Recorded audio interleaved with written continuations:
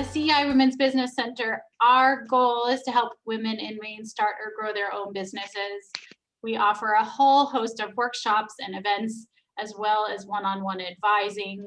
We are funded in large part through the Small Business Administration on a federal level, who has the goal of helping women start and grow their own businesses. And we are so pleased to be joined today by our colleagues, Jamie Szal and Kevin Haley. Jamie is an attorney at Brann Isaacson, who assists small businesses with e-commerce, retail, and IT as they navigate sales tax, exploring state and local tax footprint, and resolving state and local tax deduction matters. She's presented at our propeller groups and graciously agreed to join us again today. So welcome, Jamie. We're also joined by Kevin Haley, who's a partner at Brann Isaacson, where he helps businesses in Maine and around the country on corporate issues, including organization and strategy, mergers and acquisitions, commercial lending, and other commercial transactional matters. So they are both here today to share their expertise around the ERTC.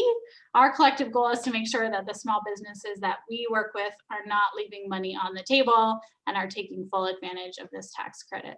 So with that, Jamie and Kevin, I'm going to turn it over to you. Great, thanks, Sarah. And thank you everyone who's joining us live or who may be joining us on the replay later this week and today. We really appreciate you being here with us as we talk about the oh so exciting topic of the employee retention tax credit. It is very exciting. It's a dry title. Can't really go wrong there, but it is really important, and it's a really good opportunity for businesses of all sizes that are out there that may not necessarily be aware that we're talking about, in essence, found money, if you will, not necessarily free, but found money that can really go a long way to helping your business continue to navigate the pandemic, where there's hopefully a light at the end of the tunnel to what has been a certainly unexpected last 18 months. We do have some slides that we're going to turn on in just a moment. They will be shared with you after the presentation along with the recording. So don't feel like you have to feverishly start taking notes with everything that I'm going to say and all the acronyms and all the percentages and all the dollar amounts. You don't have to worry about that. Just sit, listen, absorb, ask your questions. And then you can get our slides afterwards to have all the specific numbers in front of you. And as Sarah said, we are a small group today. We do have time for a question and answer at the end of the program. Part of that question and answer we're going to leave recorded. Part of it we're going to turn the recording off, so that way if you do have some questions that you'd like to ask us but are not interested in having the question and the answer recorded, we'll have time for that afterwards. But do feel free to jump in throughout the presentation, either put your question in the chat box and the chat feature, or just unmute yourself and pipe in as we're going. And with that, let's get started. There we go. Is everybody seeing the big screen of shoes we were just sharing earlier? I used to wear high heels like that, but I am wearing my bean slippers right now, so it tells you what life is like in the pandemic. Welcome to the Employee Retention Tax Credit. Does the shoe fit? If you're like me, you read Cinderella a lot these days because you've got a 3-year-old at home, and we're talking really about that magical scene at the end with the glass slipper. It works and everything is a happy ending for everyone. So what is the Employee Retention Tax Credit? And we'll talk a little bit about the history of the credit and then walk you through kind of where things stand for employers, what your eligibility may be, what things you need to do to claim the credit and get for the credit. But the credit was part of the original CARES Act package, the stimulus packages, as a way to provide relief to employers for keeping employees on the payroll throughout the pandemic. I think we all know that it was unexpected is really the understatement of the year in terms of impact on businesses, on employers, and on fiscal management going forward. So when the credit was originally conceived early in the CARES Act, There were a couple of limitations that were baked in. You'll see how those change, but let's start, let me talk you through where they started. When the credit was originally made available to employers, you were eligible to take 50% of qualified wages up to $10,000 per quarter. So meaning you could have a credit of up to $5,000 per quarter of qualified wages. Those wages were not just the W-2 compensation that you're paying your employees, but also included the healthcare benefits, health insurance that were expenses incurred during the 2020 calendar year. And although there was an eligible credit of up to $10,000 in total wages per quarter, it was capped at $5,000 per employee. So if you had more than 2 employees, you were effectively getting a pro rata kind of cap on those employee wages. Those limits were changed through the course of the later stimulus bills, expanded, making more businesses eligible, more wages eligible, and lifting the caps that were initially put in place with the credit. Through the 2021 COVID relief bill that was passed earlier this year, that initial 50% cap was lifted to 70%. So now you're talking about 70% of wages up to that same cap of $10,000 per quarter. The wages and what was eligible in terms of the base amount remained the same, but they expanded to include expenses that were incurred during 2021, not just during 2020.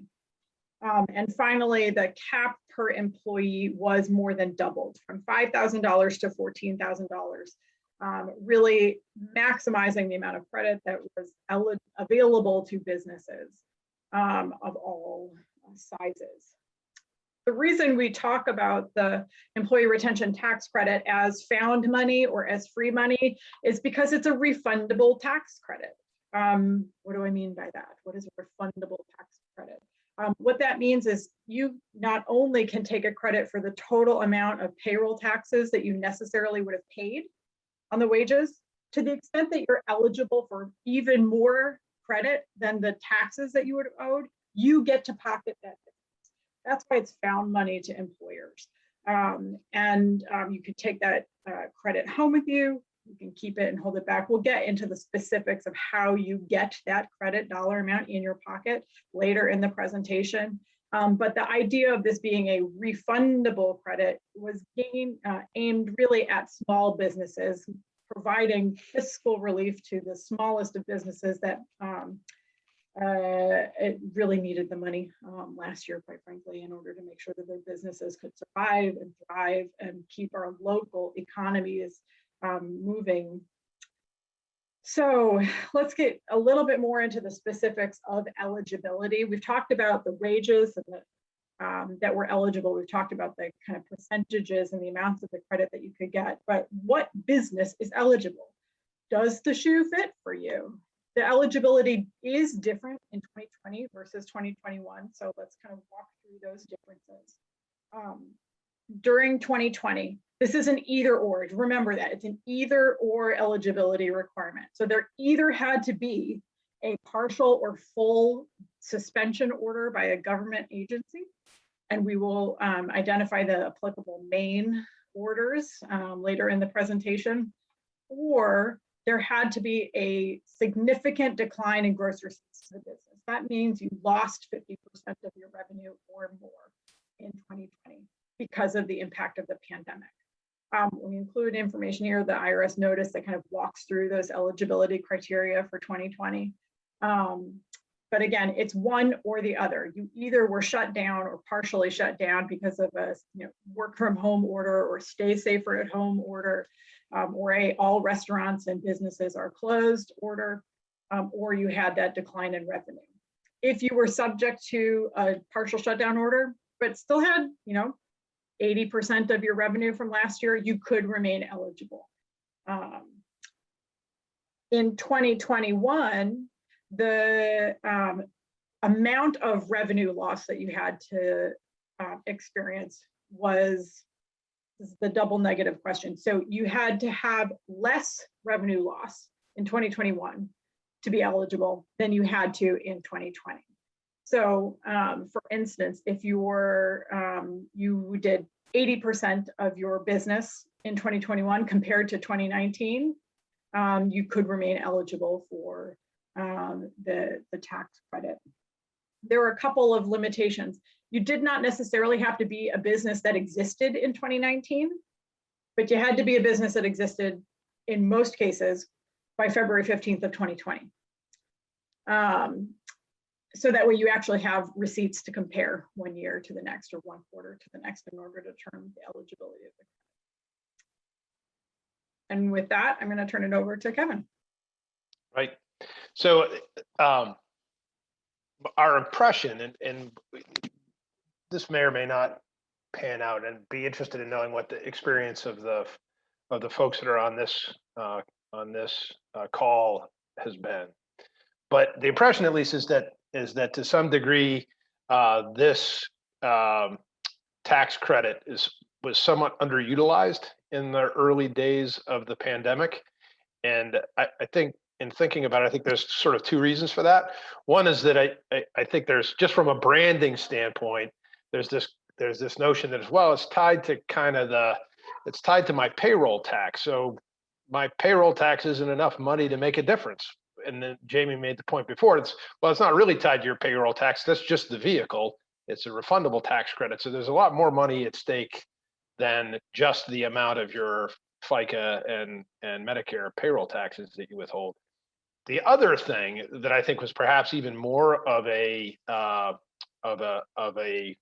break on adoption or use of this is that originally receiving a payroll protection program loan was a disqualifying factor.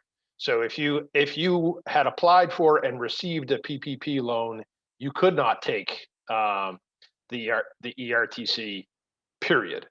And so in the 2021 modification, that restriction was retroactively eliminated.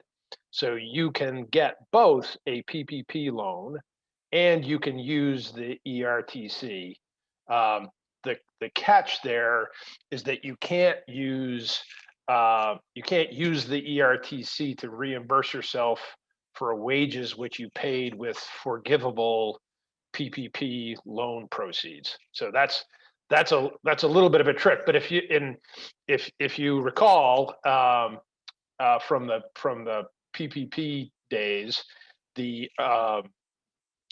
and then when the PPP was updated, there were things other than wages that could be used, that you could use your PPP proceeds for, including things like rent. And then later when the PPP was updated at the end of 2020, you could also use it for things like, software infrastructure and other expenses. And so although there's still a percentage of the PPP that has to be used on payroll in order to obtain the full amount of forgiveness, there are other things you can use the PPP for. So if you include those things together in the different pieces of the pie, it's super helpful to know that you can get an ERTC as well as a PPP loan. And that change is retroactive, which means if you opted out of the ERTC in the early days of the pandemic because you had a PPP loan and so you weren't eligible, or you intended to seek a PPP loan, you can go back and apply retroactively for the employee retention tax credit for 2020. So that's a significant difference under the current scenario that wasn't in place a year ago, let's say. So that's an important thing. And I think, Jamie, you probably have, there you go, you read my mind. All right, so a word about employer size. And it seems likely to me that most folks who are on this call are not going to have a concern about employee size, but there was an important distinction that was that was created at the origin of the program and which continues. And so first of all businesses, regardless of size, qualify for the ERTC, but the nature of the benefit that they qualify for differs depending upon how large the employer is. So at the outset, in the 2020 version of the ERTC, if you had fewer than 100 employees, then the credit could apply to all of the wages that you paid your employees. If you were a larger employer and you had more than 100 employees, then the credit could only apply to wages that you were paying to employees who were furloughed. So in the truest sense of the word, you are paying these folks, keeping them on the payroll so that they could pay their rent and buy their groceries. But because of the government shutdown or because of lack of work, they were not in fact performing services. So at the original, at the outset of the ERTC, that trigger mark was 100 employees. So if you were over 100 employees, it was only available to offset wages that you paid to people who you were paying not to work, basically. In 2021, those employee counts were increased. So now the trigger is 500 employees. So if you have fewer than 500 employees, then you can use the ERTC to pay for all wages that you pay to your employees. If you're over 500 employees, then you can only use it to pay people who are furloughed or otherwise not working as a result of COVID restrictions. So that's kind of the drill with regard to employer size. There are some limitations, unlike the PPP loan, there are some limitations under the ERTC with regard to self-employed individuals. So as the PPP kind of evolved from early 2020 until the second tranche of PPP money in the summer of 2020, the scenario shifted so that people could get PPP loans to pay themselves, even if they were self-employed or if they were independent contractors who got 1099 income from third parties. The ERTC doesn't quite work that way, in part, I think, because it's a payroll tax credit. So if you're a self-employed individual, then for the most part, you can't take advantage of the ERTC for yourself. You may be able to nevertheless take advantage of the ERTC if you have other employees in addition to yourself. But that's a restriction that you'll need to navigate.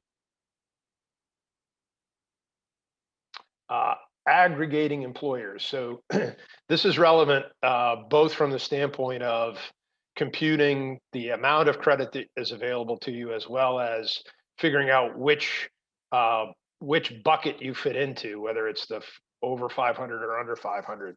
So there's similar aggregation rules with regard to related entities. And again, I don't know how applicable this is going to be to folks on this call. But generally speaking, employers will be aggregated if there is common ownership of 50% more, either by votes or value, or common control, meaning actual ownership interest of 80% or more, or 50% or greater ownership among a group of, I can never remember if that is a greater than or less than sign, but in any event, 5 common owners.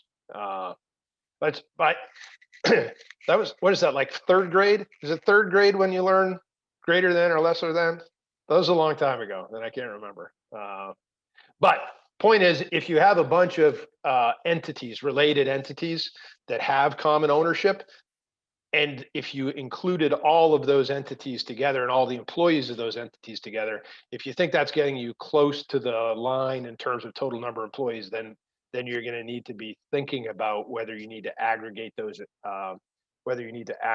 employees. And then once you've done that, the way that you actually apply for the ERTC goes back to the way you would do your payroll for those related entities. So if they're separate, if they're literally separate companies with separate EIN numbers and they file separate employment tax returns, you would continue to file separate employment tax returns. And then the credit would be apportioned among the members of the aggregated group on a pro rata basis, depending on how much payroll each individual entity is responsible for. So that's a word, just a word about aggregating employers. And if I can jump in, Kevin, this, Yeah, of course. for the people on the call, it may not be as critical in terms of determining whether or not you have more employees for size limitations, like kind of what Kevin was talking about on the previous slide. But to the extent that you are a serial entrepreneur in Maine, like go Maine, I really kind of hope that's the case for a lot of people, and you own more than one business, or you operate and co-own more than one business throughout the state. That's where this kind of aggregation may come in or may be triggered if you are the sole owner of multiple businesses, or you are, in partnership with one or two other people. Keep that in mind, that's where this kind of aggregation may be triggered for smaller businesses and smaller entrepreneurs. Great, that's a great point. So then finally, there's a couple of new things coming down the road for the second half of 2021. So in the second half of 2021, the credit will apply against Medicare premiums and not FICA taxes. So it's a smaller figure. At the end of the day, it is nevertheless it still remains a refundable tax credit. But the amount of your Medicare premiums is significantly less than the amount of the Social Security withholdings. But that's one of the technical changes, which I'm sort of assuming relates to some kind of federal budgetary process, and what part of the federal budget takes the hit for the cost of the ERTC. So the Social Security folks have taken the brunt of it up to this point, and the Medicare folks are going to take the hit for Q3 and Q4, and then the 2021 COVID Relief Act also creates two additional classifications of businesses. One of which is the term that's used in the statute to describe it as a recovery startup business. So that's a business that started after the pandemic began, has under $1 million in revenue, but does not otherwise qualify under either the gross receipts or the government order test. So businesses that if you had the temerity to start a business in the midst of the pandemic, then you get the benefit of the ERTC, even though you wouldn't otherwise qualify because you can't do the gross receipts test because you started in June of 2021. So there's no, or June of 2020. So there's no 2019 comparison to do, et cetera. And then the other new category is the severely financially distressed employer. And so this is a category that will capture businesses that experienced a greater than 90%. So you can tell that I wrote this slide because I didn't use the little greater than, lesser than symbol, which I don't understand. I just said greater than. Greater than a 90% reduction in revenue in the third or fourth quarter of 2021 compared to the same quarter in 2019.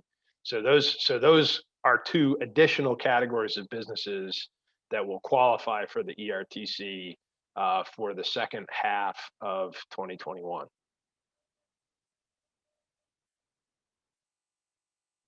Go ahead, Jamie. Were you about to say something, Jamie? No, I was Okay. not. Go right ahead. Worth pointing out that that included in your ERTC base are not just wages that you pay, but also the cost of employer-provided healthcare. So if you're paying insurance premiums for your employees, you can include those amounts in your base for purposes of the ERTC. Limitation on that is there are other benefits under some of the other COVID-19 relief programs that would reimburse employers for sick time or family leave if it was related to COVID-19. And if you were a beneficiary of those programs, then the compensation that was reimbursed to you from those programs can't be counted towards your ERTC base. So that's that's kind of the way that calculation of the base includes. And then I think I mentioned this before when we were talking about the differences with the PPP, but wages and these qualified health insurance costs are the only things that the ERTC applies to. So while the PPP can be used for things like rent and utilities, ERTC funds cannot be used for those things, only for wages and health insurance. So that's a word about that. So I mentioned earlier in the presentation, just kind of like what qualifies as this government order that we that would render you eligible to claim the ERTC. It could be a federal or a state order. Quite frankly, for Maine businesses, you're more likely to qualify as a result of any one of a number of executive orders from Governor Mills. The original order was issued in mid-March of last year. So if you're looking at dates for eligibility and qualification for the earned income tax, not earned income tax credit, I'm sorry, the employee retention tax credit. I'm getting my refundable tax credit acronyms confused in my head today. But it's mid-March in May in Maine is that kind of first government order that had severe restrictions on businesses that could render you eligible. That first order, gosh, I think we all remember it was Friday the 13th in March of 2020, a very ominous day. I saw two fishers run through my backyard that week, and I should have known that this was going to be like a bad week. You know, the omens were there. I digress. You know, go ahead, Kevin. I was just going to say, I remembered it being March 18, but I think that's because that's the day that it kicked in. So I think the executive order was issued on the Friday, and that Kristen Mastrufis, who's an old friend, who happens to be on this call, will know this because she and I are both CrossFit gym owners, and Kristen used to be my boss as a CrossFit coach at CrossFit Beacon. We opened a new gym, me and a buddy who used to coach at Beacon, but opened our own gym on February 17 of 2020, and on March 18 of 2020, we closed for, I don't know, the better part of 2 months until they let us open in the parking lot. So yeah, so we were a COVID impacted business, as was Kristen's. Yeah, you know, I think we'll all recall that original order. You're right, Kevin. It was issued on Friday the 13th and went into effect, you know, gave people a couple of days to recognize that the world was shutting down. But it had, you know, as we all recall, limitations on the number of people that could be in spaces. Gyms, restaurants, bars couldn't open, period. And throughout the last 18 months, 14 months, I think is really what it's been, those orders have been updated. So you're gonna wanna check throughout that time kind of what was the applicable order in effect, to make sure that you were, if you're trying to qualify for the credit under the government order criteria, what was the degree of impact on your business that would still qualify it as partially suspended. You know, are you a business that's really dependent on the tourist industry here in Maine? You know, you do rental properties or restaurants or something, you were subject to one of these orders that restricted out-of-state travel, that had a critical impact on your ability to accept renters, or your ability to make your property, your kayaks, your bikes, your, you know, fishing guides, whatever it is, available and for sale that year, or were you subject to a space limitation, you know, such as no more than 5 people in a store, that really impacted your ability to generate revenue of the type that you might have been accustomed to pre-pandemic. There is an order that is currently in effect. As we all know, we're kind of staging back to fully reopening. So to the extent that you're looking to qualify in 2021, again, I think this year it becomes more important to keep an eye on what are the available government orders, or what are the limits that are in place for your business type, for your industry. If you are in kind of a service sector business, like Kevin and I are, we are still working remotely, we are still from home, and that stay safer at home order is for now still in effect. And if you're not in Maine, you know, most of the businesses that are here are Maine-based businesses, but if you're not in Maine, definitely go check your state's order. This may be have an impact on businesses and their eligibility if you're in a place like, you know, Georgia or Texas or Alabama or some other state that had very different approaches to that kind of stay safer at home public health executive order. Once you decide, or if you decide you would rather qualify for the credit by determining your revenue loss during the pandemic, the general rule, and this was in effect for 2020, is that you're going to take your quarter of 2020. So let's say we're in Q2 right now. You take 2020 Q2 and you compare it to 2019 Q2. And if your total revenue in 2020 was 80% or was 50% of your 2019 revenue, then you may be eligible for the credit. Here I use the 80% threshold in the examples that we've put up on the slide, but you're doing kind of a direct quarter to quarter comparison in your revenues, your gross revenues, to determine whether or not you suffered a significant impact or revenue loss to your business. For businesses that were not in existence in 2019 or were qualified under some of those new criteria that Kevin mentioned, you can use the immediately preceding calendar quarter. So instead of saying Q2 of 2020 to Q2 of 2019, you may be eligible to say, Q4 of 2020 to Q3 of 2020 and use that comparison. Again, just check, depending on the quarter that you're looking to qualify for the credit, check to see what the required eligibility threshold is for your revenues. We do want to highlight, and this goes back to kind of the eligibility that we pointed out at the very beginning, the threshold revenue loss did change from 2020 to 2021, and that threshold change was not retroactive. So in 2020, you had to have a 50% or more revenue loss if you're qualifying under the lost revenue criteria factor.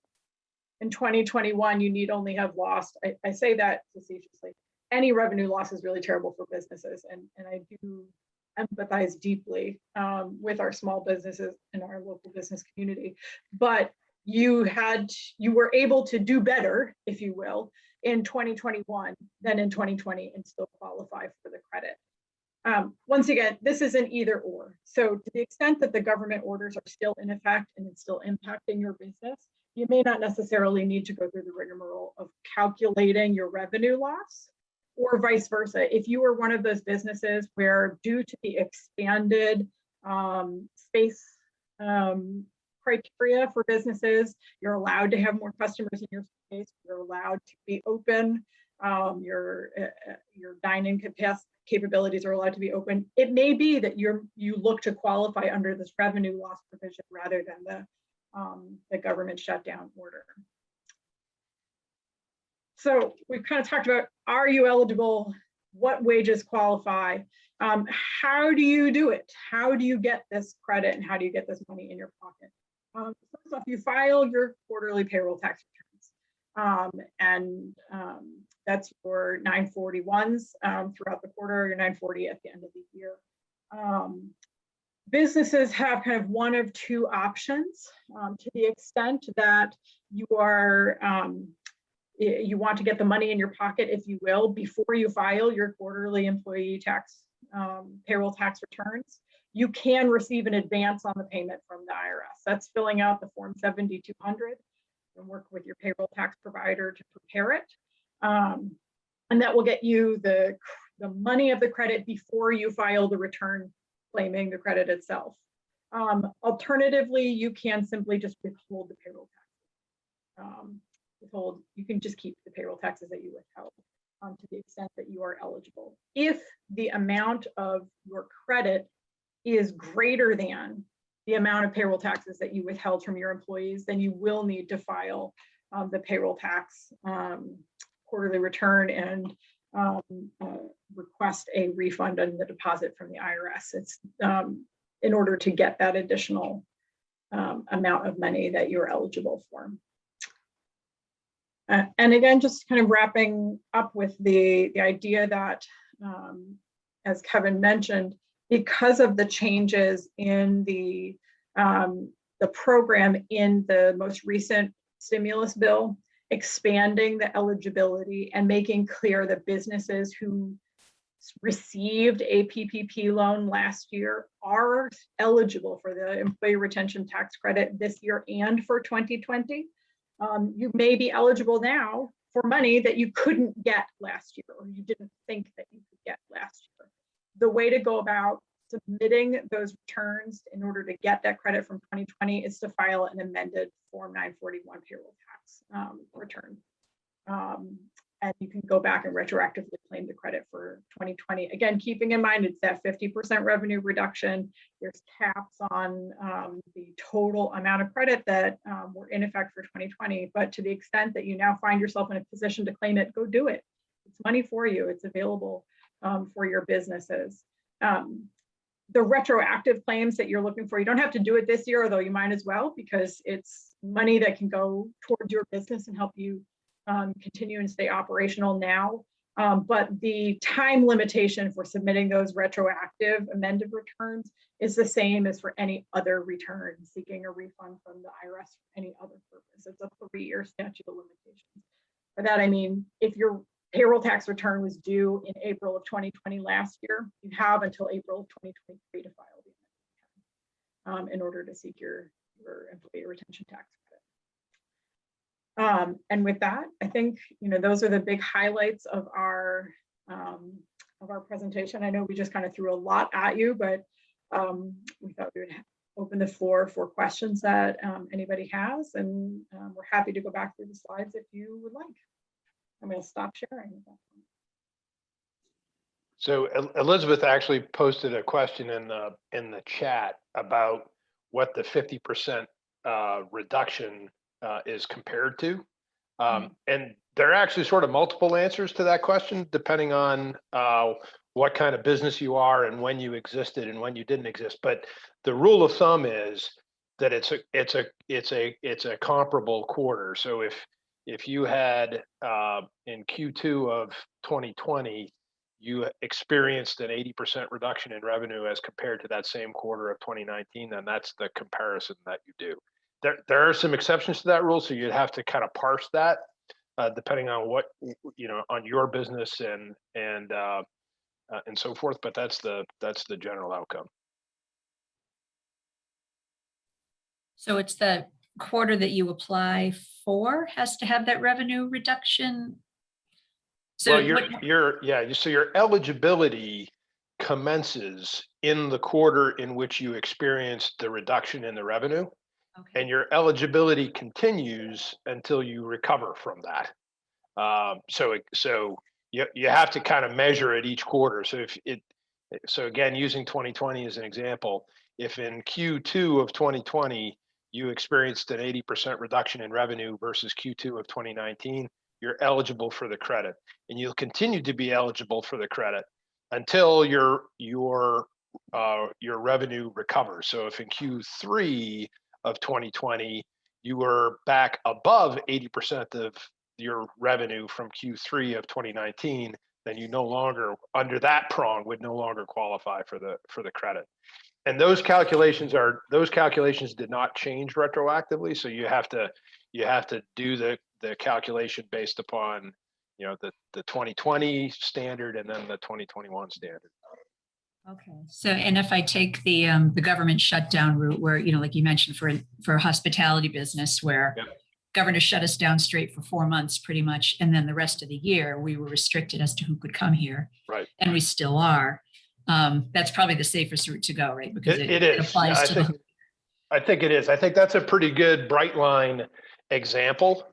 Similar to, I was talking about the gym business before.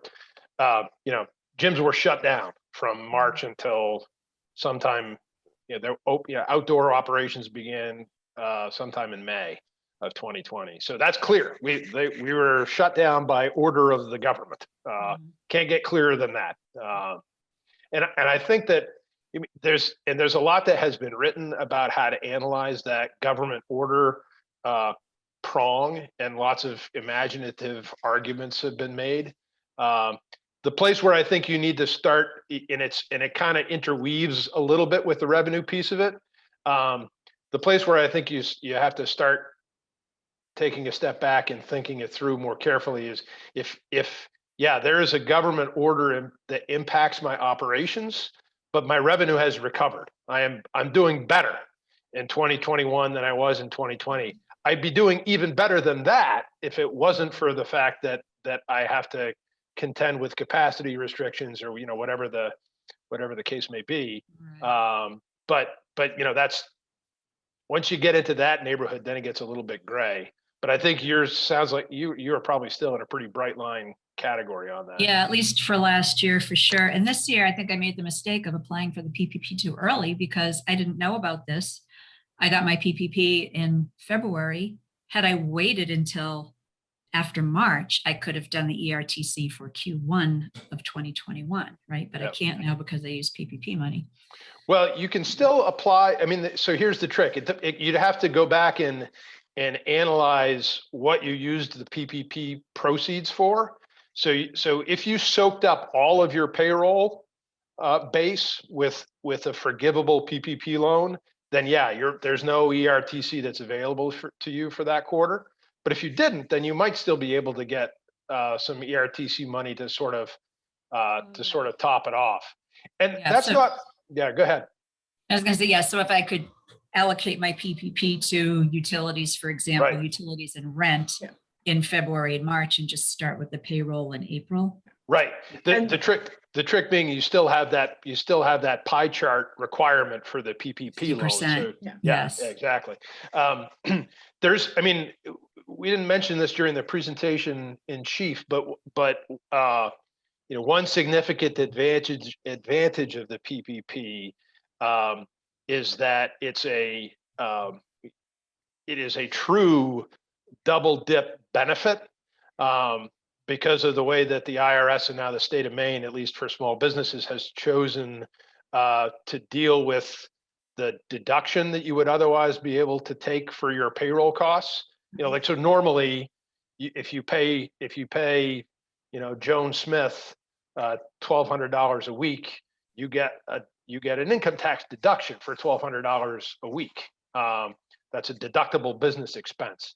And there was some controversy and discussion about whether, and initially the IRS said, no, you can't do that. If you pay that person, Joan Smith, with a PPP loan that gets forgiven, then you can't deduct that payroll cost on your income taxes. And then that got changed. So you could pay her with free government money and still take a tax deduction for the $1,200 income expense. Doesn't work that way with the ERTC. With the ERTC, it becomes a non-deductible expense. So from a financial perspective, that makes the PPP a more attractive option. So it's not necessarily a bad outcome to have used those PPP funds for that purpose, I guess is the point. Okay. So but to Kevin's point, it is still worth going back to, crunch your numbers and see if there is credit that you are eligible for that, you have not used your PPP funds on. And a good point I'll add to Kevin's thought, just kind of on the threshold of when that government order prong ceases to be as compelling of a factor as it would have been for you in the early days of the pandemic, is not only when your revenue starts to hit that kind of like recovered point, but as those government orders start to expand, really.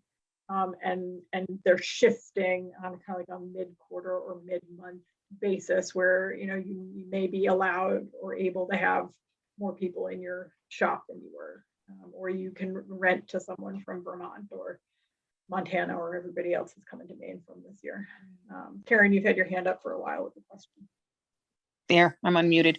Yeah, I just, this may have been covered somewhere. I feel a little silly asking it, but I guess I just still don't really understand how the credits would come back to me, right? Yeah. So it's not income tax, it's payroll tax credits. Some of it now I'm going to try to go back and obtain retroactively.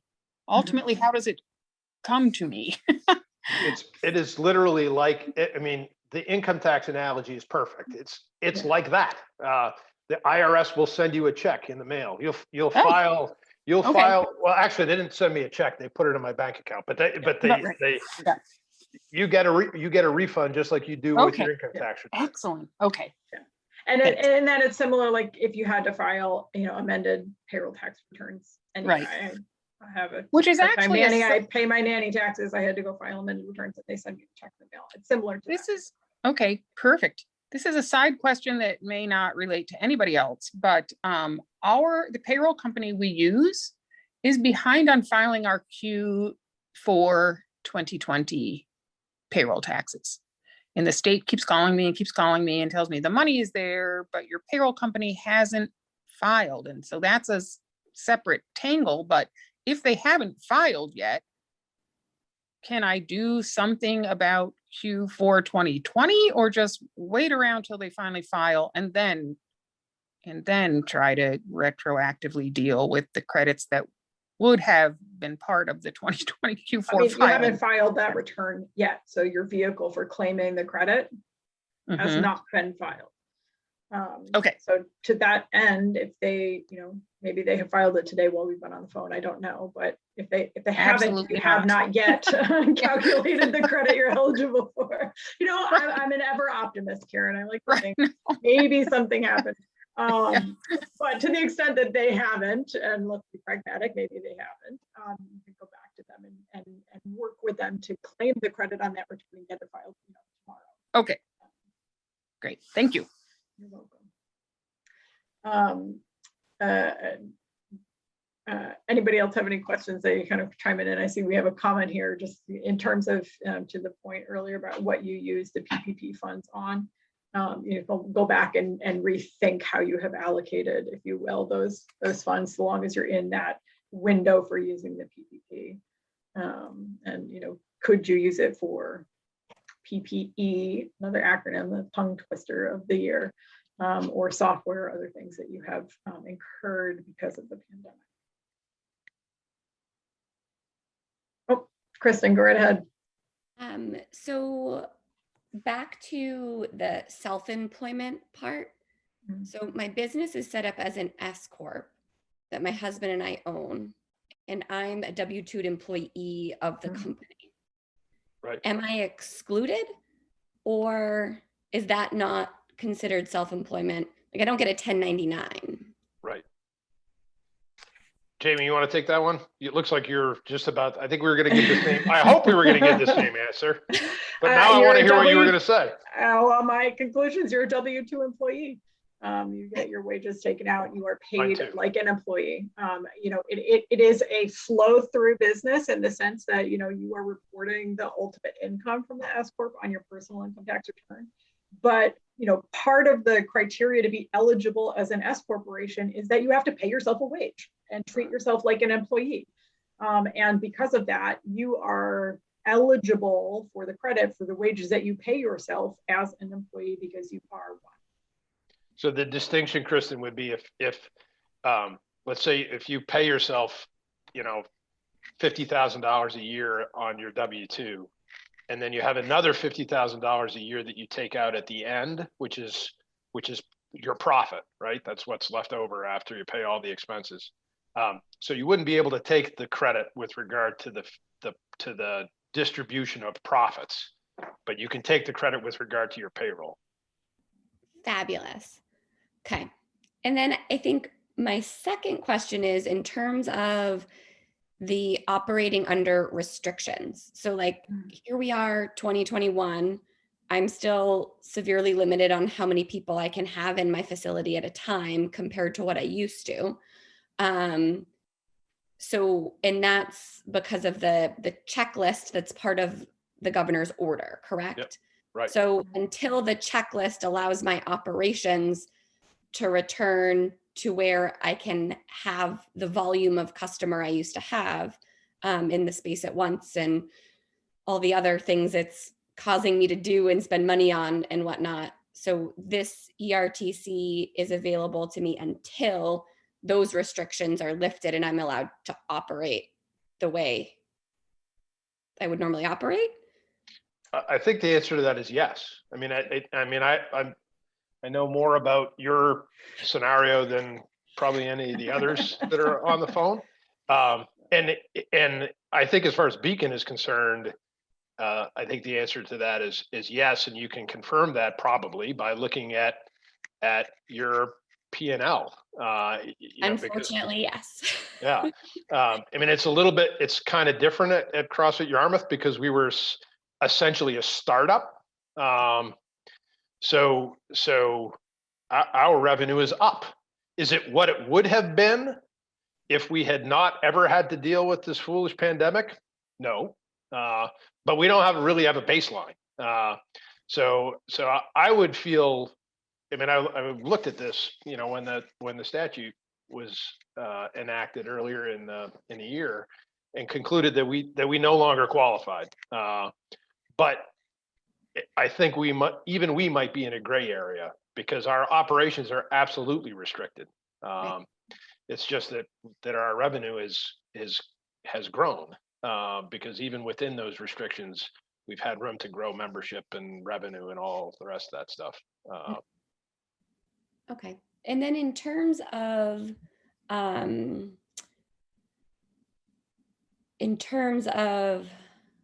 never mind. I think you already answered that. Okay, that was easy. Great. I don't know why I didn't think to call you. I don't either. Well, now you can. You'll get the slides. And Yes. give us a call. As we all hope and pray that all these businesses are able to survive. Does anybody else have any other questions? I'm going to start asking you your main 2 degrees of separation questions from everybody else on the phone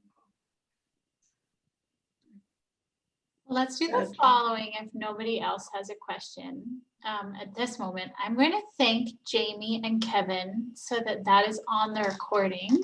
So thank you for sharing your time and expertise this afternoon. I'm going to ask Anna to stop recording, please.